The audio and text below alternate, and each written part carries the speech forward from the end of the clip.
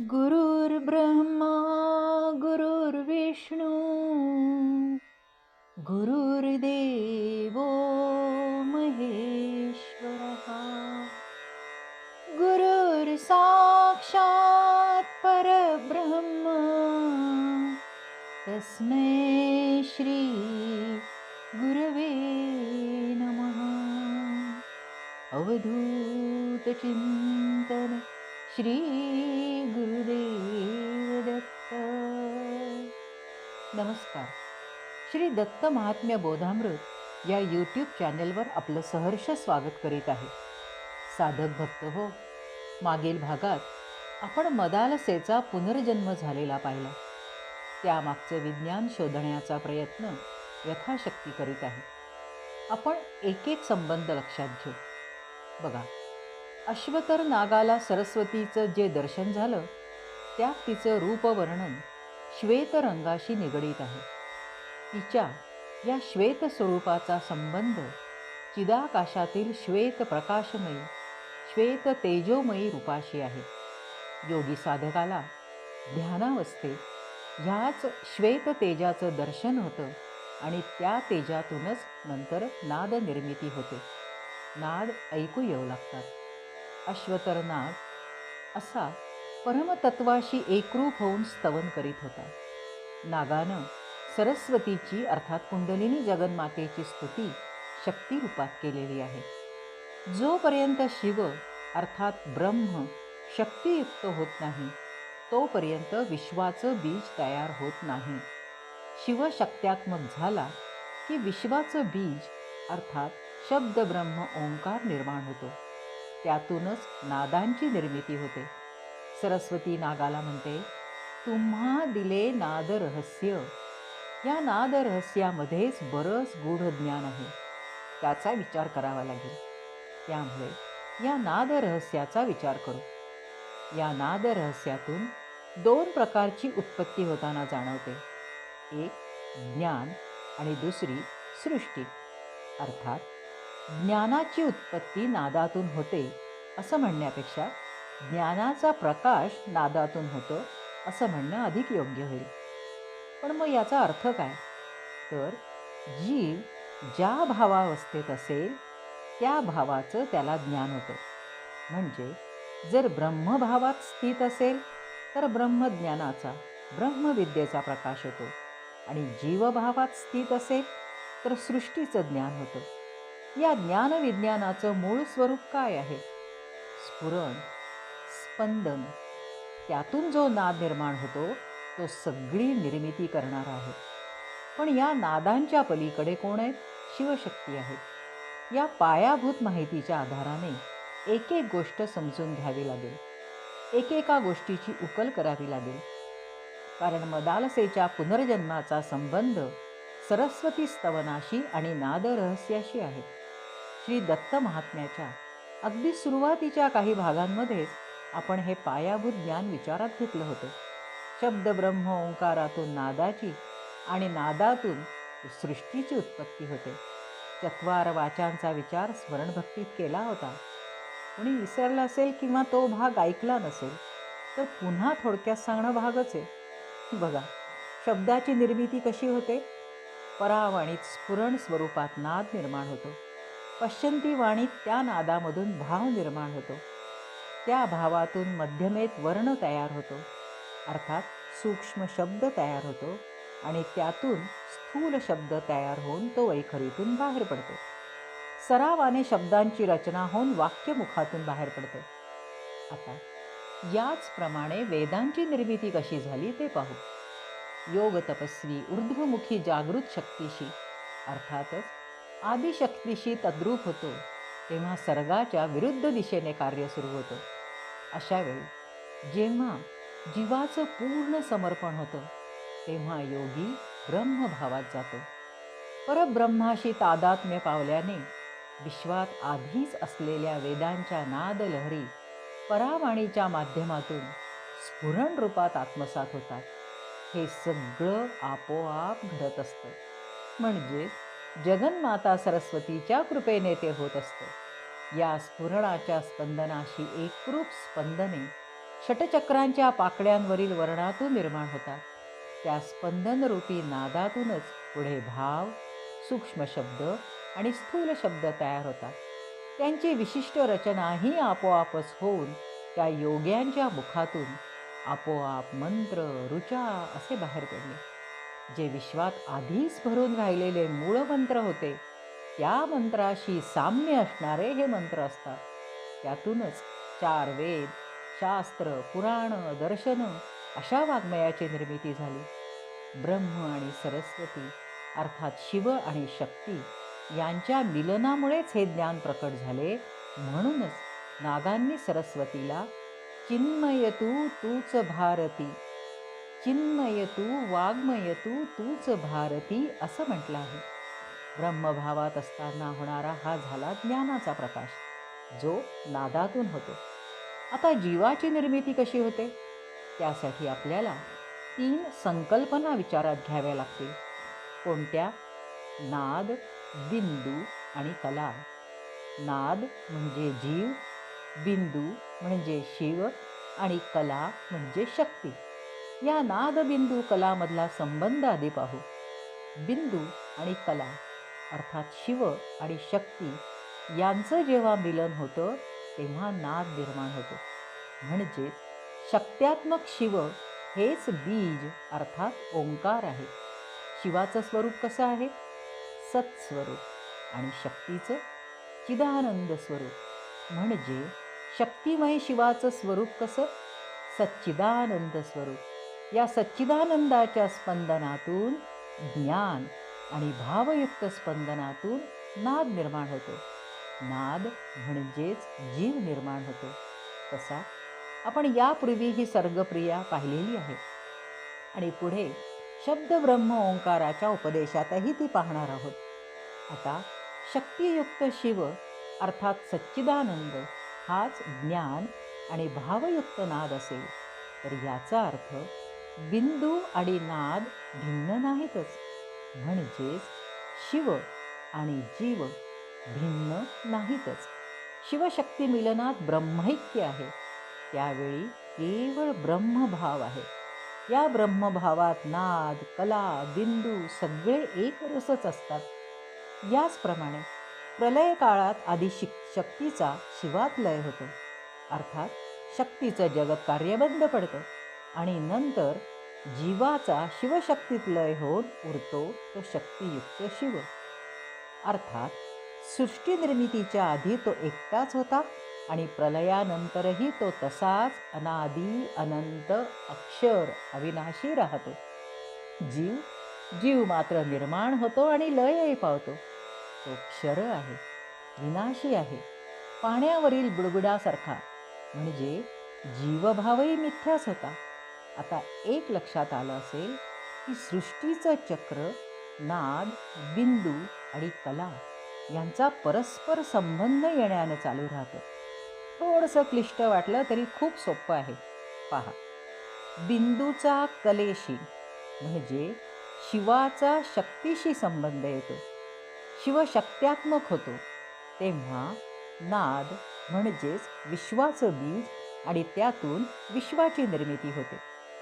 नादाचा कलेशी म्हणजे जीवाचा शक्तीशी संबंध येतो तेव्हा जीवभाव, देहभाव उत्पन्न होतो. आता कलेचा बिंदूशी म्हणजे शक्तीचा शिवाशी संबंध येतो तेव्हा ती जग विसरते. अर्थात सृष्टीचा पसारा आवरता घेते. म्हणजेच प्रलय क्रिया सुरू होते. व्यष्टी पातळीवर जीवाच्या देहाचा मृत्यू होतो आणि जेव्हा कलेचा नादाशी संबंध येतो तेव्हा कर्मबंधनात अडकलेल्या जीवाचा पुन्हा जन्म होतो आणि जीवभाव उत्पन्न होतो. कर्मबंधन हेच जीवाच्या पुनर्जन्माचं कारण आहे. अन्यथा जीवाचा शिवशक्तीत लय होऊन तो मुक्त होतो. त्यासाठी आधी नादाचा बिंदूशी म्हणजेच जीवाचा शिवाशी संबंध येतो आणि जीव ब्रह्ममय झाल्याने ब्रह्मभाव प्राप्त होतो.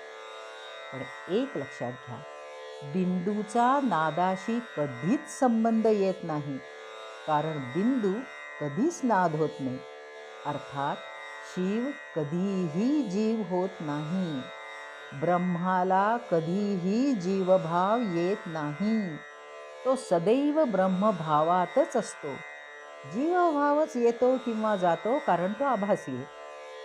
म्हणजे नैसर्गिकरित्या शक्तीचा शिवाशी संबंध येतो तेव्हा जीवाचा मृत्यू होतो आणि काही काळानंतर पुन्हा शक्तीचा जीवाशी संबंध येतो तेव्हा जीव जन्माला येतो. पण इथे मदालसेचा ना मृत्यू नैसर्गिक आहे ना जन्म नैसर्गिक आहे. हा झाला एक भाग. मदालसा गंधर्व कन्या होती आणि पुण्यात्माच गंधर्व योनी जन्म घेतो. म्हणजे मुळातच ती पुण्यात्मा होती, योगिनीही होती. आता या गंधर्व कन्येचा जीव तयार होणार आहे कुठे? तर नागपत्नीच्या शरीरात.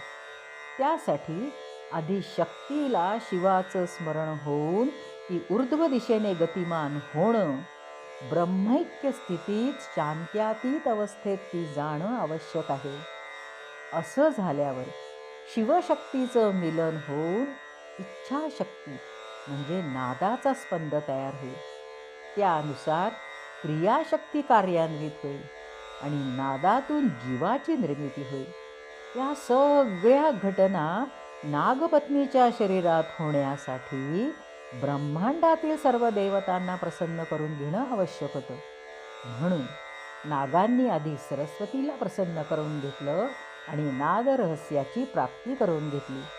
हे नादरहस्य खरं तर सृष्टी निर्मितीसाठी शिवानेच सरस्वतीला दिलेलं आहे. मग नागांनी शिवाला प्रसन्न करून घेतलं. शिव आणि कुंडलिनी जगन्माता अर्थात आदिशक्ती यांच्या प्रसन्नतेतूनच नागपत्नीच्या शरीरात मदालसेच्या जीवाची निर्मिती झाली. साधक भक्त हो, सरस्वतीने वरदान देताना तुम्हा दिले नादरहस्य असं म्हटलं.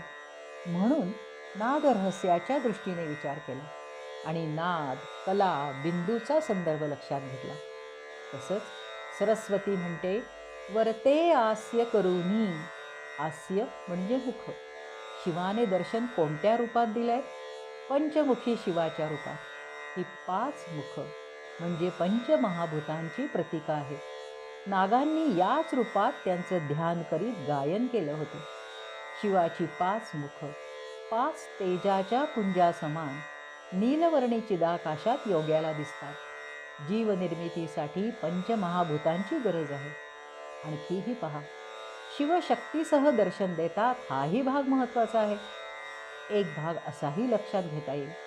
नागाचं शरीर पृथ्वी, आप, तेज या तत्वांचं उत्तम वाहक आहे. सरस्वती कुंडलिनी म्हणजेच प्राणशक्ती आहे. तर शिव ही आकाशतत्वाची देवता आहे.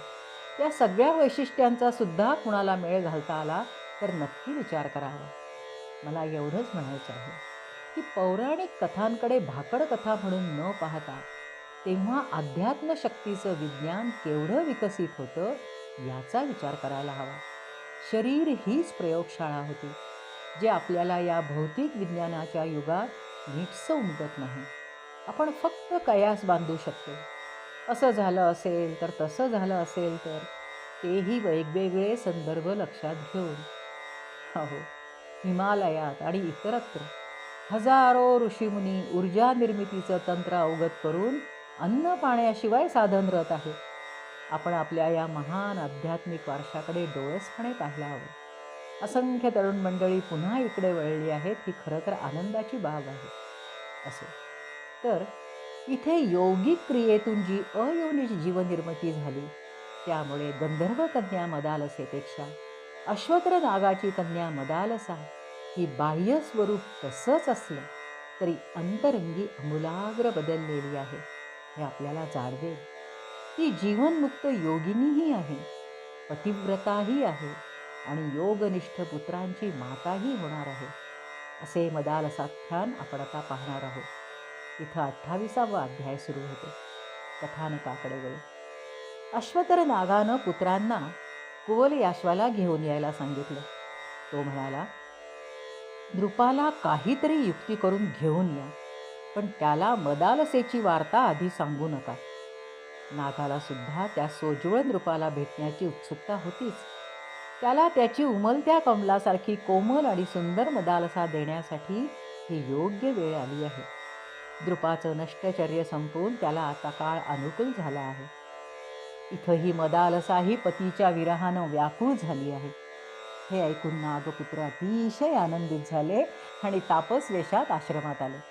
राजपुत्राला म्हणाले, मित्रा, आमच्या वडिलांनी तुला भेटायला बोलवलं आहे. आपण त्यांना भेटून लगेचच येऊ. त्यामुळे आढेवेढे घेऊ नकोस हो. राजपुत्र विरक्त झाला होता. त्याला कुणालाही भेटण्याची इच्छा नव्हती. पण केवळ त्यांच्यावरील प्रेमानं तो त्यांच्याबरोबर जाण्यास उठला. इथे परमहंस परिव्राजकाचार्य स्वामी महाराजांनी उत्तम प्रीतीची 6 लक्षणं सांगितली आहेत. ददाती प्रतिगृह्णाती गृहमाख्याती पृच्छती भुङ्क्ते भोजयते चैव षड्विधं प्रीतिलक्षणम्. देणे घेणे, गुह्य गोष्टी सांगणे किंवा विचारणे, एकत्र जेवणे, जेवायला बोलावणे, ह्या गोष्टी खरं तर मित्र आपापसात करीतच असतात. किंबहुना परस्परांवरील प्रेमाखातर त्या होतच असतात. ही मैत्रीची लक्षणं मनात येऊन राजपुत्र त्यांच्याबरोबर निघाला. येऊनी गोमती तिरी नृपा धरती ते करी नेऊ इच्छिती जलांतरी नृप अंतरी चमकला. ते सगळे गोमतीच्या तीरावर आले आणि नृपाचा हात धरून जलप्रवेश करू लागले. तसा तो एकदम चमकला. तो तर त्यांना तापसपुत्र समजत होता. तो साशंक होऊन म्हणाला, आपण कुठे चाललो आहोत? खरं सांगा, खरं सांगा, तुम्ही कोण आहात? तसे नागपुत्र म्हणाले, घाबरू नकोस मित्रा, आम्ही अश्वतर नागाचे पुत्र आहोत. आमचे तात सर्व विद्या पारंगत आणि योग तपस्वी आहेत. आम्ही तुला पाताळात त्यांच्या दर्शनासाठी घेऊन चाललो आहोत. पुत्रांनी आपल्या योगशक्तीने कुवल याश्वाला जलमार्गे स्वगृही अर्थात पाताळात नेलं. तिथली रचना, दिव्य भवने आणि प्रत्यक्ष नागराजाचं दर्शन घेऊन त्याला स्वर्गात आल्यासारखं वाटलं. त्याला पाहून अश्वतर नागही आनंदित झाला. त्याला भेटण्याची नागाची इच्छा पूर्ण झाली. म्हणून दे आलिंगन त्याचे मस्तक हुंबोन दे आशीर्वचन सुखे जीवन हो तुझे.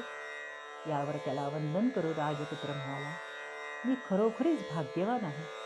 मला आपले अपूर्व दर्शन घडले. या मित्रांच्या सत्संगतीचा हा केवढा महिमा आहे पहा. पाताळात येऊन प्रत्यक्ष नागराजाचं दर्शन झालं आणि मी पावन झालो. माती खणायला जावं आणि ध्यानीमनी नसताना अचानक धनाने भरलेला हंडा सापडावा, तसं आज झालं आहे. तुमच्या दर्शनानं जीवन कृतार्थ झालं आहे. त्याचं सालस विनम्र बोलणं ऐकून नागाला फार समाधान वाटलं. पुत्रांनी ह्याचं जसं वर्णन केलं होतं तसाच आहे असं वाटून नाग म्हणाला, मुला, तू सर्व गुणसंपन्न आहेस. तुला भेटण्याची माझीही इच्छा होती. तुला पाहून, तुला भेटून मला समाधान वाटत आहे. मी प्रसन्न आहे.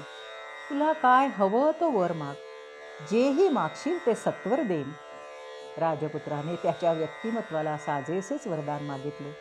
म्हणाला, हे नागराज, आपली कृपादृष्टी असावी, यापेक्षा काही नको. तुमच्या प्रसादे करून नगरी सर्व असे पूर्ण धर्मी राहो माझे मन पितृसेवन घडावे. हे नागराज, आपल्या आशीर्वादानं नगरात सुखसमृद्धी आहे. माझं मन धर्मनिष्ठ राहो आणि माझ्याकडून माझ्या पित्याची सेवा आजन्म घडो. यापेक्षा मला काही नको. यावर नाग म्हणाला, मुला, तू धार्मिक आणि पितृभक्त तर आहेसच, प्रजाजन तुला मानही देतात. राजा, तुला इह परलोकीची सगळी सुख प्राप्त होतील, पण तुला अगदी मनापासून जे हवं ते माग. आता राजाला मनापासून दुसरं काय हवं होतं?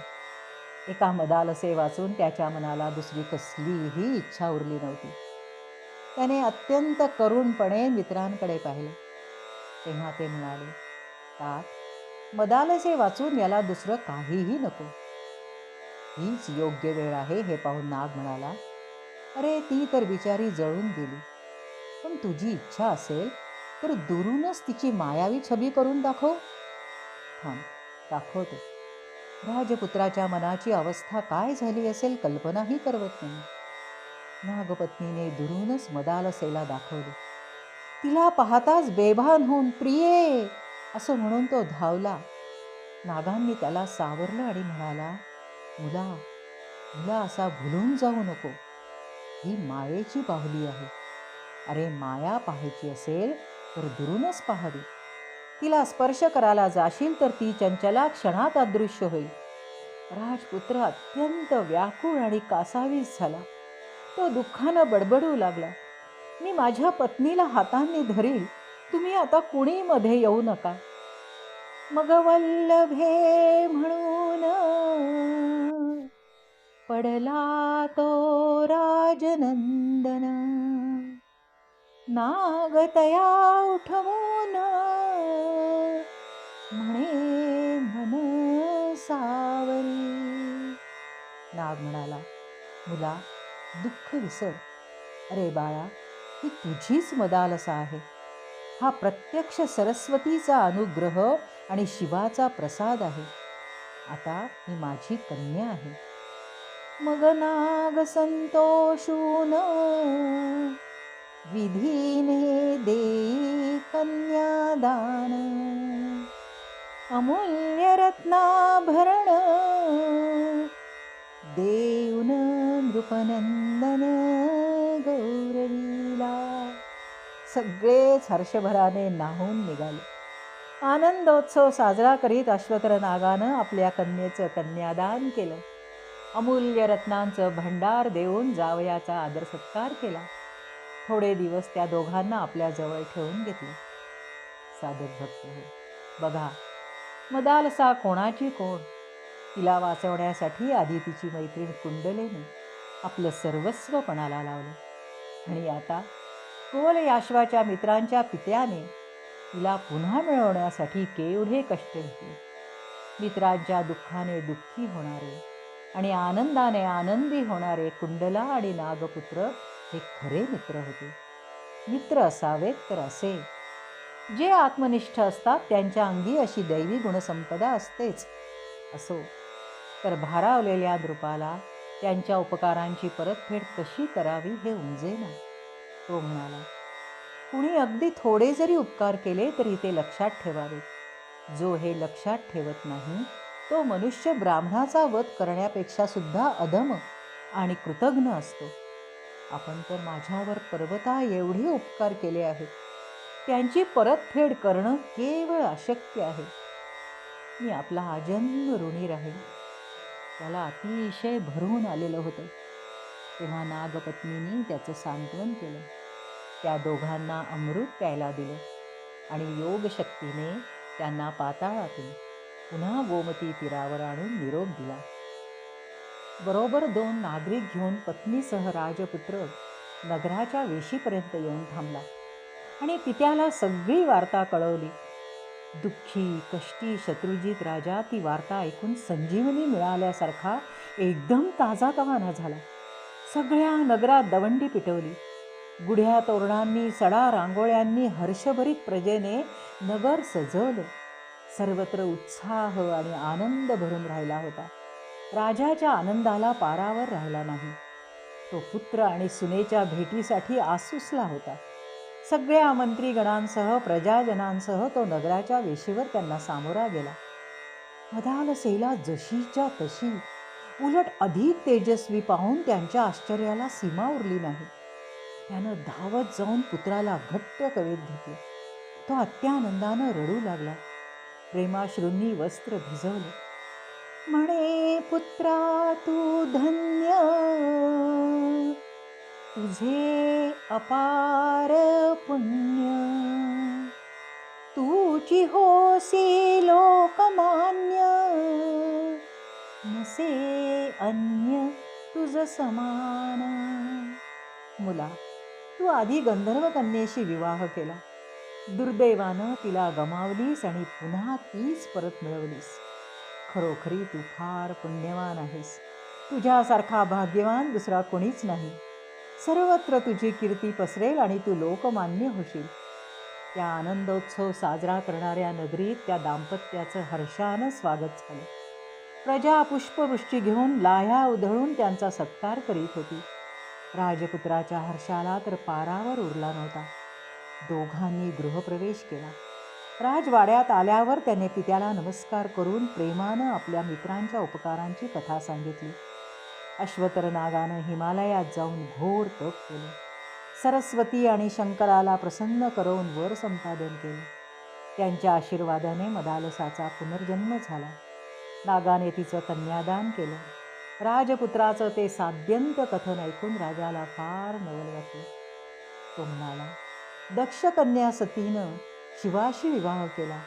दक्षाच्या यज्ञात उडी घेऊन आत्मदहन केलं आणि पुन्हा हिमालयाची पुत्री पार्वती होऊन शिवालाच पती केले. तसंच या मदालसेनं पुन्हा जन्म घेऊन पुन्हा तोच पतीवरला. धन्य आहे हिचं तपोबल. हिनं आमच्या कुळाचा उद्धार केला. ही गंगेसारखी पवित्र आहे. आता तो आनंदी राजा एके दिवशी राजपुत्राला म्हणाला, पुता, मी आता वृद्ध झालो आहे. आता हा राज्यकारभार माझ्याकडून होत नाही. मी राज्यकारभार करण्यास अयोग्य झालो आहे. आता हे राज्य तू सांभाळ. मी आता वनात जातो. क्षत्रियांचा हा धर्म, येणे सफळ होय कर्म. मिळवावे मोक्ष शर्म, आता नर्म कासया. मुला, हा क्षत्रियांचा धर्मच आहे. त्यांनी आयुष्यात मोक्ष सुख मिळवून आयुष्याचं कल्याण करावं आणि जीवन सुफळ करावं. आता आणखी उशीर नको. राजाने कुवल याश्वाचा राज्याभिषेक केला आणि वानप्रस्थाश्रम स्वीकारला. साधन संपादन केलं, ज्ञान प्राप्त केलं आणि सावकाश निर्वाण घेतलं. यानंतर योगी माता मदालसेचं अत्यंत उद्बोधक कथानक आपण पुढील भागात पाहू. आज इथंच थांबू. अवधूत चिंतन श्री गुरुदेव दत्त.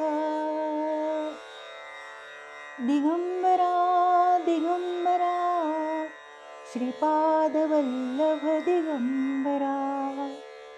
दिगंबरा दिगंबरा श्रीपाद वल्लभ दिगंबरा. दिगंबरा दिगंबरा श्रीपाद वल्लभ